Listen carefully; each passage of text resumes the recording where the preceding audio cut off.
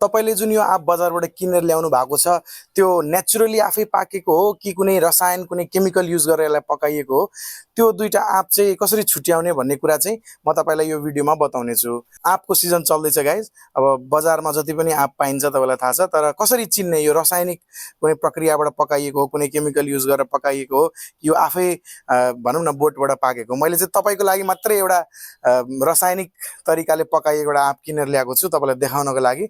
बाँकी मसँग भएको आँप चाहिँ हामीले टिपेर ल्याएको आफ्नै नेचुरली आफ्नै बारीको आँप हो। अब विभिन्न रसायनहरू प्रयोग गरेर चाहिँ आँपलाई पकाइन्छ।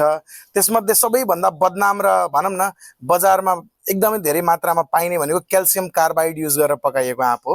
अब क्याल्सियम कार्बाइड भनेको एउटा रसायन हो जसको अब पानीसँग जब रासायनिक प्रतिक्रिया हुन्छ अनि त्यसको विच्छेदन भएर एसिटाइलिन ग्यास र क्याल्सियम हाइड्रोक्साइड बन्छ। अब त्यो एसिटाइलिन ग्यास जुन बन्छ त्यसले हिट उत्पन्न हुन्छ नि, त्यो हिट जुन ताप उत्पन्न हुन्छ त्यसले गर्दा यो आँप पाक्छ।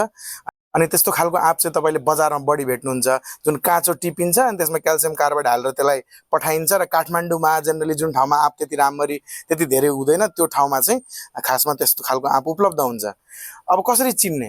अब चिन्नको लागि चाहिँ 3-4 वटा प्रक्रिया छ। त्यसमध्ये बजारमा एकदमै फेमस प्रक्रिया चाहिँ म तपाईलाई अहिले देखाउँछु। तपाईले भिडियोजहरु हेरिराख्दाखेरि पनि यो प्रक्रिया चाहिँ एकदमै फेमस हो।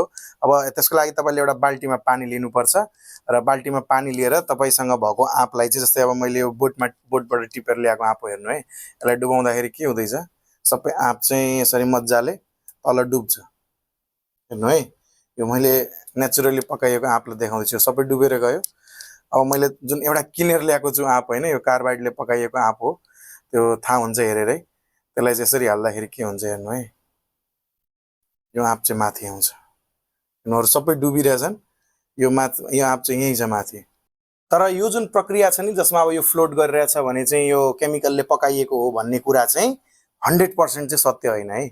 यसमा चाहिँ के हुन्छ भने तपाईले नेचुरली पाकेको आँप पनि अलि धेरै लामो समयसम्म तपाईले राखिदिनु भयो र एकदम धेरै पाक्छ भने त्यस्तो धेरै पाकेको आँपमा चाहिँ यहाँ एयर पकेट्सहरू बन्छन् अनि त्यो फ्लोट गर्छ। अब कसरी चिन्ने त?